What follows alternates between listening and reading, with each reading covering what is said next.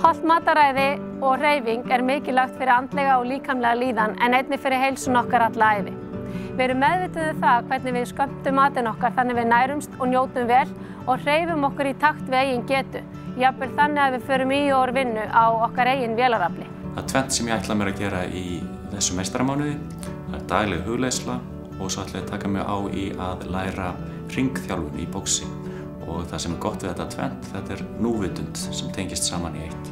Hugsa það hvernig við getum bætt okkar heilsu á einfalda máta þannig að það verði í rauninni til framtíðar, ekki bara akkurat meistaramánuð, nota hann sem hvatningu. Stefna því að vera skemmtilegast í starfsmaður spítalans, gera þeir betur. Já, markmiðið mitt í október er að koma barninu mínu í heiminn. Hver og einn getur bara sett sér sín markmið þegar hann veit að hann þarf að, eða vill gjarna bæta úr einhverju í sínu lífi, að nota meistaramánuði sem hvatningu vegna þess að hvatningin líka annars staðar í samfélaginu. Það eru aðrir að takast á við sömu verkefni að reyna að bæta og gera betur það sem þeir eru að gera í dag.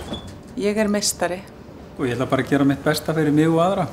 Markmið mitt í október er að gera mitt besta í öllu sem ég tek mig fyrir hendur eins og alla aðra mánuði ársins.